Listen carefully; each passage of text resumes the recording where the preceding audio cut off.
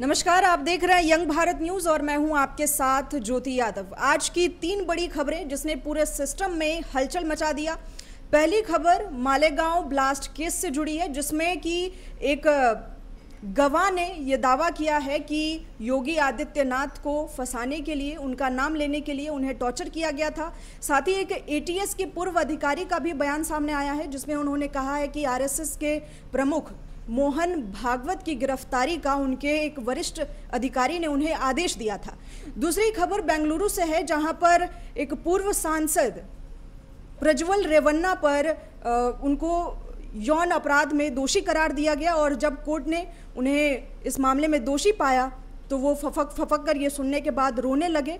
और तीसरी खबर राहुल गांधी से जुड़ी हुई है, जहां पर उन्होंने चुनाव आयोग पर चुनाव चोरी करने का आरोप लगाया। हालांकि ये आरोप वो कई बार लगा चुके हैं, लेकिन इस बार उन्होंने एक बड़ा सबूत होने का दावा किया है और कहा है कि ये सबूत एटम बम जैसा है और जब ये सामने आएगा तो फट जाएगा और पूरे सिस्टम को हिला देगा। इन्हीं तीनों गंभीर मुद्दों पर आज हम चर्चा करेंगे और इस चर्चा में मेरे साथ यंग भारत न्यूज के वरिष्ठ पत्रकार शैलेंद्र गौतम जी हैं और कंसल्टिंग एडिटर ब्रिजेश सिंह मेरे साथ हैं। सर ब्रिजेश जी, मैं सबसे पहले मालेगांव ब्लास्ट केस को लेकर आपसे सवाल करना चाहूंगी कि इसमें क्या इतने सालों में, 17 सालों में एक सनातन आतंकवाद का ये नैरेटिव गढ़ने की कोशिश की गई और अब जो गवाह की तरफ से जो बयान सामने आ रहे हैं कि योगी आदित्यनाथ और आरएसएस प्रमुख, इनका नाम लेने की, इनको फंसाने की कोशिश की गई थी, क्या कहना चाहेंगे इस पर? देखिए, आतंकवाद आतंकवाद होता है, वह सनातन या मुस्लिम नहीं होता है। मैं निजी तौर पर यही मानता हूँ।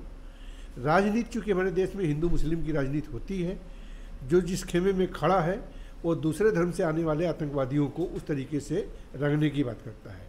जो लोग सनातन या हिंदू आतंकवाद की बात करते हैं, जो लोग इस्लाम के आतंकवाद की बात करते हैं, दोनों गलत है। आतंकवादी सिर्फ आतंकवादी है और उसको इसी चश्मे से देखा जाना चाहिए। जहाँ तक बात है मालेगांव घटना की और वहाँ उन लोगों के बरी हो जाने की, तो आपको पता है 17 सालों में गवाह, केस, सबूत, अधिकारी, शासन, सत्ता सब कुछ बदल जाता है और धीरे धीरे चीज़ें जो है, जिस तरीके की सरकार सत्ता में होती है उसके हिसाब से चीज़ों को बदल दिया जाता है, बदला जा सकता है।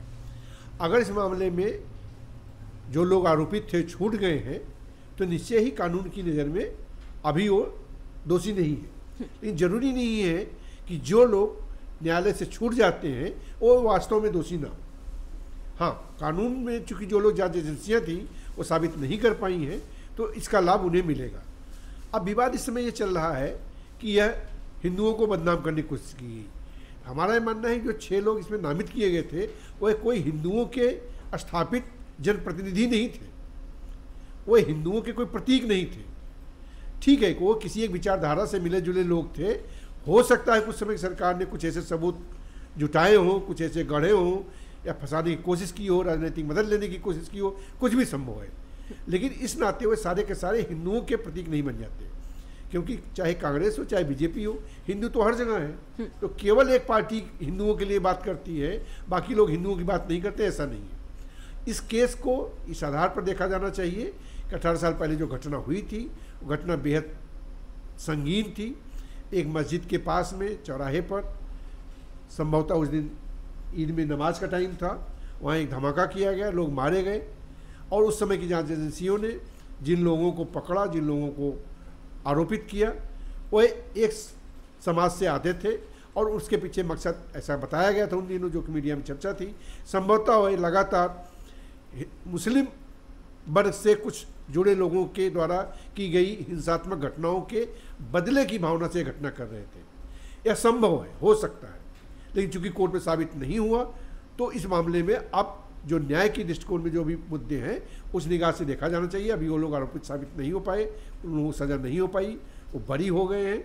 लेकिन केवल इस आधार पर कहना कि कोई एक सरकार हिंदुओं को आतंकवादी साबित करना चाहती थी या कोई दूसरी सरकार मुसलमानों को खुश करने के लिए ऐसा कर रही है, ये दोनों आरोप सही नहीं है, ना ही जायज़ है। शैलेंद्र जी, आप से मैं जानना चाहूँगी कि क्या आज जो गवाह कह रहे हैं इससे क्या जांच एजेंसियों पर सवाल नहीं उठता कि इतने सालों में जो आज कह रहे हैं वो इसको सामने लाने में 17 साल का वक्त आखिर क्यों लग गया? नहीं, एक उन्होंने जो कहा है कि मेरे को परमवीर सिंह ने कहा था कि सबूत प्लांट करो या भागवत को अरेस्ट करो, उसमें कोई लॉजिक दिखाई नहीं पड़ता। क्योंकि एक इंस्पेक्टर को ये बोलेगा कि मोहन भागवत को पकड़ लो जाके, ये समझ में नहीं आता। अगर मोहन भागवत को अरेस्ट करना था तो एक पूरा सिस्टम होना चाहिए था पीछे उसके, क्योंकि संघ के चीफ को या आप जाके आप अरेस्ट कर लो, ऐसे नहीं कि वो कोई नॉर्मल आदमी है, चले गए आप अपने जगह पकड़ लिया। तो मुजावर ने जो बात बोली, महबूब मुजावर ने, वो चीज़ लॉजिक में नहीं है। आगे क्या होता है ये नहीं पता, क्योंकि केस भी ऐसा चला है कि 2008 का केस था और 17 साल का फैसला आया उसका, उसमें 7 लोग बरी हो गए। एटीएस ने, कोर्ट ने अपने फैसले में भी कहा कि एटीएस ने जो जांच की ठीक की थी, इट मीन्स ब्लास्ट हुआ था। एनआईए ने जो जांच की, जब से एनआईए सीन में आई तब से ये सारे बेल आउट हो गए पहले, तो उसके बाद में ये बरी भी हो गए। तो कोर्ट ने अपने उसमें फैसले में कहा है कि एटीएस की जांच ठीक थी, एनआईए की जांच ठीक नहीं थी।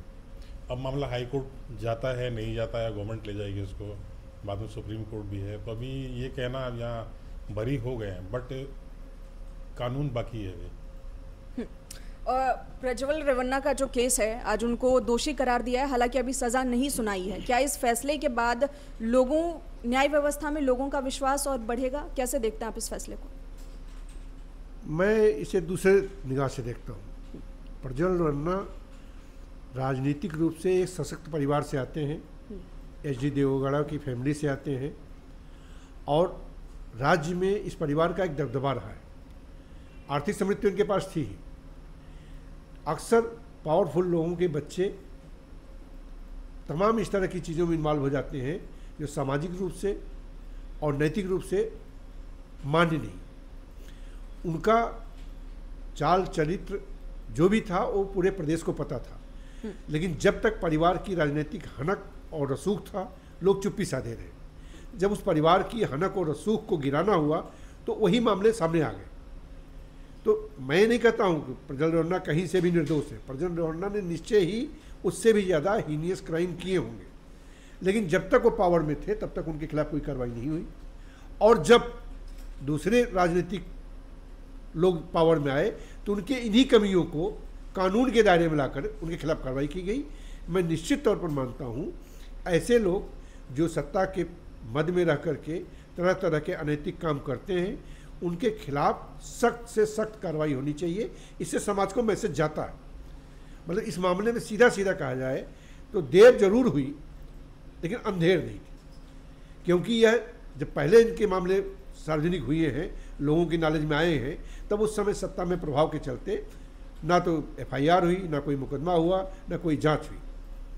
और शायद यह पहले हो गया होता जब इन्होंने शुरुआती कांड किए होंगे तो यह नौबत ना आती। तो इस तरह के लोगों के खिलाफ कार्रवाई किए जाने का एक मैसेज है, और यह मैसेज सरकार को जो भी व्यवस्था में पूरी सख्ती देना चाहिए। उम्मीद करता हूँ जज इस मामले में कड़ी से कड़ी उन्हें सजा भी सुनाएगा और ऊपरी अदालत से भी उन्हें कोई राहत नहीं मिलेगी। लेकिन यह देखना होगा क्या ऐसी घटनाएं अब रुक गई हैं। अभी भी आप देखिए तो तमाम राज्यों में, तमाम जगहों पर इस तरह के राजनीतिक लोग तमाम अनाचार और कदाचार के काम में जुटे हुए हैं, और चूंकि वो प्रभाव में है, सत्ता में है, उनके मामले पर कोई न चर्चा होती है, न कहीं कोई मीडिया में आता है, न कहीं कोई एफआईआर होती है, न कोई एजेंसी उसको मामले को आगे ले जाती है। तो उम्मीद की जाती है कि सरकारें बिना प्रभाव में आए इस तरह के जो संरक्षित परिवारों से हैं, जो बड़े ओहदेदार के परिवारों से हैं, उन लोगों की गलतियों पर पूरी सख्ती से कार्रवाई होनी चाहिए। इससे समाज को एक सही मैसेज जाएगा। मैं इसमें एक और सवाल आपसे इसका जवाब चाहूँगी। क्या महिला कर्मचारियों के लिए और भी सुरक्षा को लेकर नए प्रोटोकॉल्स और कठोर प्रोटोकॉल्स बनने चाहिए? देखिए, मेरा मानना है कि हर समय कानून ही काम नहीं करता है, कानून की धमक काम करती है। आप किसी महिला को या किसी भी व्यक्ति को हर जगह पर हर समय प्रोटेक्शन नहीं दे सकते हैं, लेकिन अगर यह समाज में मैसेज क्लियर हो कि अगर अपराध होगा, किसी महिला के साथ होगा, किसी बच्ची के साथ होगा, कानून पूरी सख्ती से बिना उस आदमी का रसूख देखे हुए, बिना उस आदमी की ताकत को देखे हुए कड़ी कार्रवाई करेगा। यह मैसेज ही अपराध को रोकने के लिए सबसे कारगर उपाय है। यह तो आए दिन देखा जाता है कि जो आदमी ताकतवर है, जो पद पे है, जिसके पास पैसा है, और महिलाओं को खास करके अपने तरीके से प्रभावित करने का, उनका शोषण करने की कोशिश करता है। इस कोशिश में कई बार महिलाएं भी लिप्त पाई जाती हैं, लेकिन यह डर तभी लोगों के मन से निकल जाता है जब उनको एक कहीं से आश्वासन होता है कि तुम्हारी गलतियों के बावजूद कार्रवाई नहीं होगी। तो हमारा मानना है बराबर कानून बनाने के बजाय जो उपलब्ध कानून है उन्हीं कानून के तहत सख्ती से कार्रवाई होनी चाहिए, पूरी ईमानदारी से कार्रवाई होनी चाहिए। क्योंकि कानून कितने भी बना लीजिए, जब कोई चीज़ कोई व्यक्ति जो है प्रभावशाली है तो उस कानून की तोड़ निकाल लेता है, उस कानून से बचने का रास्ता निकाल लेता है। उस रास्ते को बंद किए जाने की ज़रूरत है। जी शैलेंद्र जी, आपका क्या टेक है इस पूरे मामले को लेकर? इस पूरे मामले में अगर सरकार वहाँ कांग्रेस की ना होती तो ये केस सामने नहीं आ रहा था, क्योंकि एच.डी. देवगौड़ा या एच.डी. कुमारस्वामी या प्रज्वल रेवन्ना ये सारे के सारे पॉलिटिकल बंदे हैं ये। और देवेगौड़ा खुद भी माइनॉरिटी में होने के बावजूद प्रधानमंत्री बन गए थे, और एच.डी. कुमारस्वामी कभी भी मेजोरिटी नहीं ले पाए कर्नाटका में, लेकिन सीएम बनते रहे वो। उस समय दुर्भाग्य से रेवन्ना का दुर्भाग्य था कि सरकार थी कांग्रेस की, और सिद्धरामैया पहले देवेगौड़ा के साथ में थे, और वहाँ से बहुत मतलब उनकी भी तनातनी हुई, फिर वो कांग्रेस में आए। जब ये केस सामने आया, पहले सोशल मीडिया पे वीडियो आए, उसके बाद में पुलिस ने एक लेडी को मतलब रेस्क्यू कराया एक फार्म हाउस से। लेडी जब रेस्क्यू हुई उसके बाद में एफआईआर हुई, फिर केस की सुनवाई आगे चली। तो उस समय प्रज्वल रेवन्ना जर्मनी भाग गया, चुनाव थे, चुनाव लड़ भी रहे थे आसन से, वो लौट के आए, उनको अरेस्ट किया गया, और लौट के क्या है उनको बुलाया गया, फिर वो अरेस्ट किए गए। अरेस्ट के बाद में उनके ऊपर केस चला, और बहुत छोटे टाइम में इसमें फैसला आ गया, कॉन्विक्ट हो गए हैं। वो सज़ा कितनी मिलती है कल मालूम पड़ेगा। और इसमें जो मेन किरदार रहा सरकार का ही रहा। अगर सरकार इनके फेवर की होती है तो ये मामला आगे ना बढ़ पाता, क्योंकि एविडेंस जो है या जो लेडी रेस्क्यू कराई गई या एविडेंस जो भी सामने आए उस सरकार की ही मौजूदगी में सामने आए।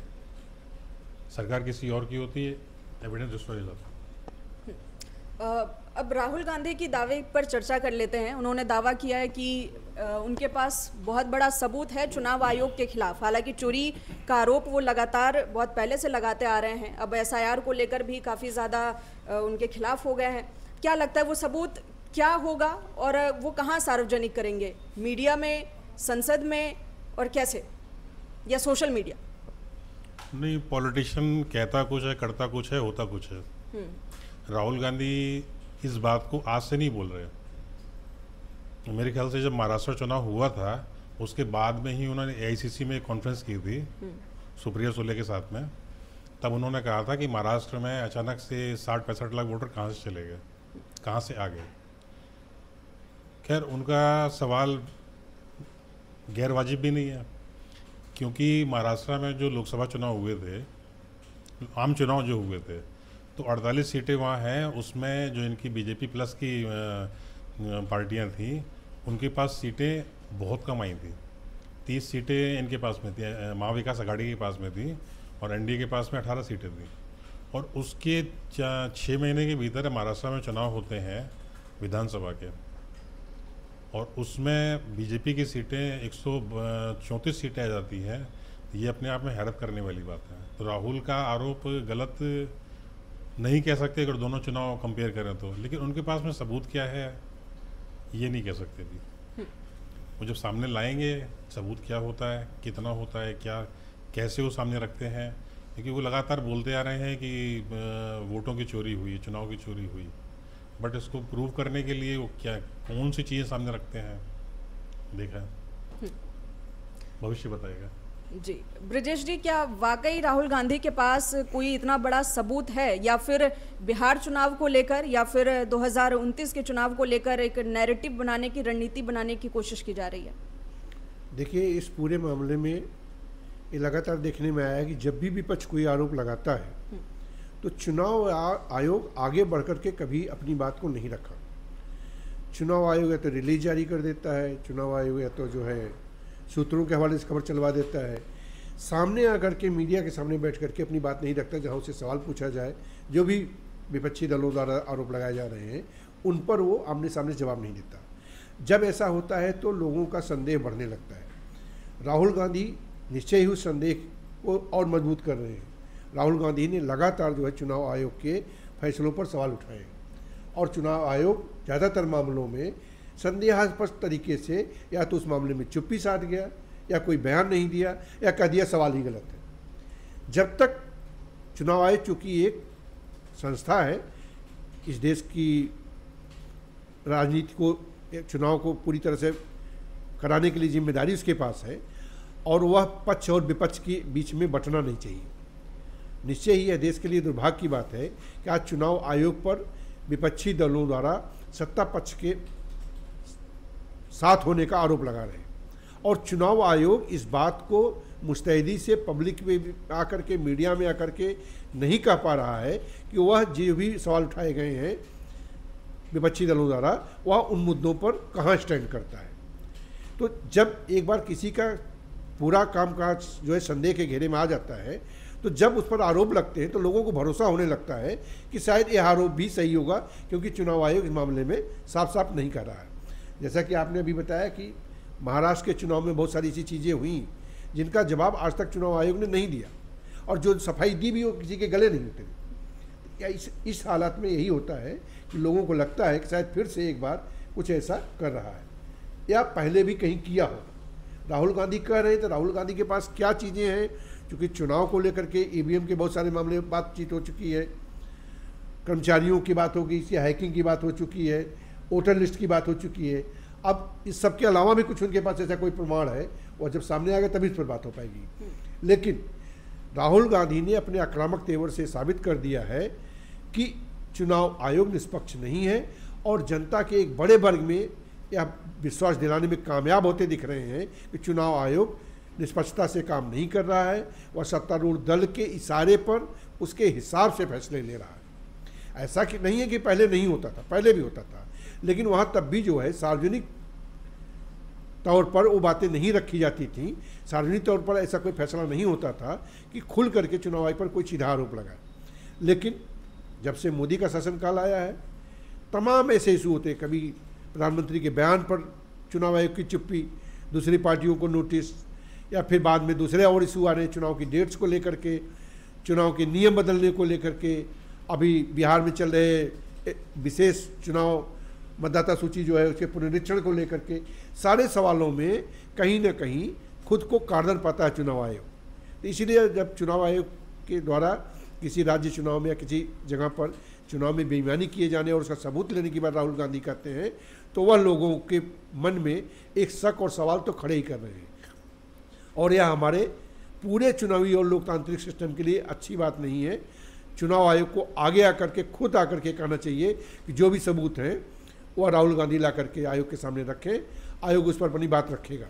लेकिन चुनाव आयोग पूरी तरह से ऐसे मामलों में चुप्पी साध जाता है तो लोगों का भ्रम और लोगों का इस तरह का जो है विश्वास बढ़ता है कि कहीं न कहीं कुछ न कुछ गड़बड़ है। अब देखना है कि राहुल गांधी कौन सा मुद्दा, कौन सी बात लेके आते हैं। निश्चय ही उस समय बात हो पाएगी उनका दिया गया सबूत कितना सही है, कितना जायज़ है और कितना जो है राजनीतिक दृष्टिकोण से उठाया गया मुद्दा है। जी बिल्कुल, ये सारी बातें, सारे मामले वक्त पर निर्भर करते हैं और सभी को इंतज़ार है कि राहुल गांधी वो कौन सा सबूत पेश करेंगे जिसे वो एटम बम करार दे रहे हैं। क्या वाकई वो एटम बम है या फिर वक्त आने पर एक मामूली पटाखा साबित होता है। साथ ही प्रज्वल रेवन्ना के केस में भी लोगों को इंतज़ार है, महिलाओं को इंतज़ार है कि कोर्ट उन्हें आखिर कौन सी सज़ा सुनाएगी।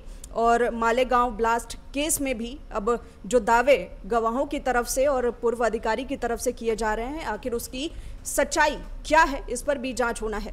इस पूरे मामले को लेकर लगातार हम आपसे जुड़ते रहेंगे, इससे जुड़े अपडेट देते रहेंगे। फिलहाल के लिए बस इतना ही।